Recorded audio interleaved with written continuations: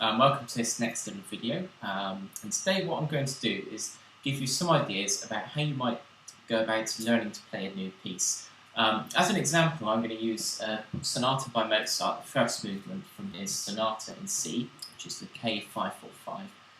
And it's quite a useful piece to perhaps use for this exercise because it's one that pupils may often have a little go at playing when they perhaps get to grade 6-ish standard.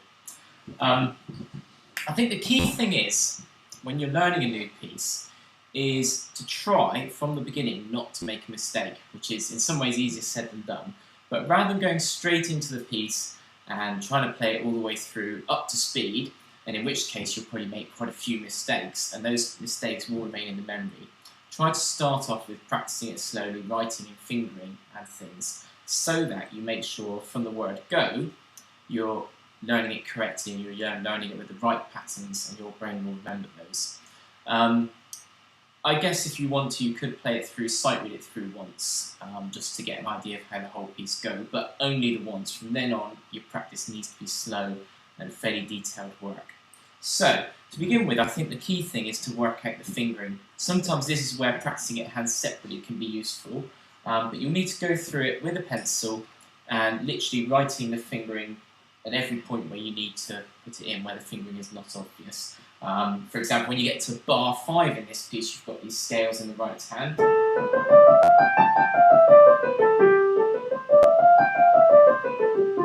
And you'll have to work out a finger pattern to get round those. They're not quite the same as normal major scales because when they descend, they go down one extra note so that you get this kind of descending pattern of the scales gradually moving down the piano.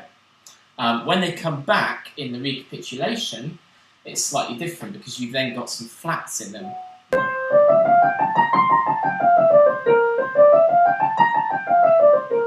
And you'll have to work out a fingering that will enable you to negotiate your way around those flats. Obviously, we try to avoid using a thumb on a black key whenever possible because it's slightly awkward to cross over. So go through it first of all, writing in the fingering. Most of that will be done as slow practice, a lot of hand-separate work. You might need to just check that the fingering will work, playing it up to speed if there's an awkward passage. Sometimes you might find a certain finger pattern will work at a slow tempo, but it may perhaps cause some difficulties when you do it up to speed. But once you've worked out the fingering that will work in that particular piece, stick with that fingering from then on. The next stage is to begin to practice the piece and start off playing at a speed at which you get everything accurate. Now that may start off really, really very slowly. You may end up playing at this speed as slowly as that, but make sure you practice at a speed you can play the whole piece through and it remains accurate, so you're learning the correct patterns. And it does take quite a lot of patience. It might need a metronome to help you keep at that steady speed, because if you're like me, you'll find the tendency is that you'll want to speed up gradually as you go through the piece. So you might need to use a metronome just to keep it at that very, very steady speed. You may find you want to practice a particular section of the piece first rather than tackling the whole movement. So you might do perhaps down to the end of bar 12 where you get the first kind of cadence. You might practice that section, doing it slowly several times. As you get more confident with it, you can then gradually pick the speed up. Either, if you're able to do it without the metronome if you want to, but the metronomes are very useful tools. Pick the speed up by, say, an interval of 5 or 10. Play it a couple of times at that speed. If you're able to play it accurately at that speed, speed it up by another 5 or 10, and until you gradually work it up to tempo. But if at any stage you find that it's starting to fall apart or little mistakes are creeping in, then slow the tempo back down so you're really practicing getting the accuracy there. As I said, you could work on a section at a time or you can do the whole piece. The advantage of doing a section at a time is that it's easier to perhaps memorize everything. If you're playing a whole piece through, by the time you get to the end, you'll have forgotten a lot of the details from the beginning. But if you practice a page or a section 3 or 4 times, you're more likely to remember that.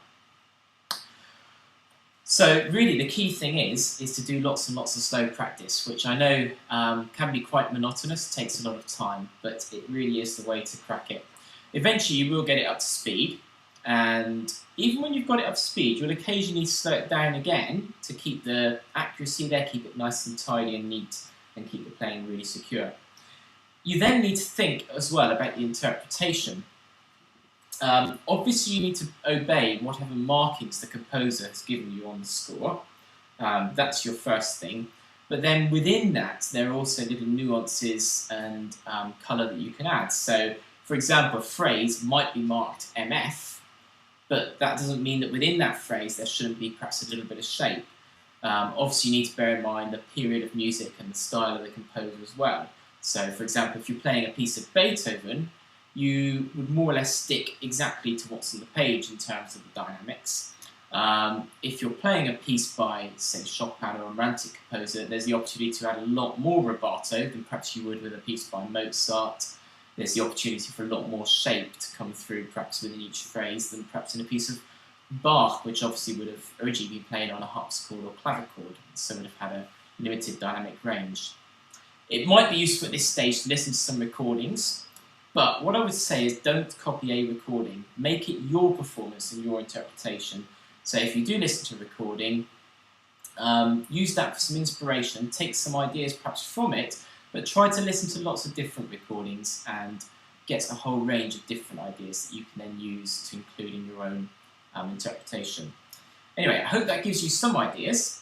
I'm sure you've got some other ideas as well, so do give me some comments, and thanks for all the feedback you have been giving, and let me know if there's any other kind of topics you'd like me to look at in these videos.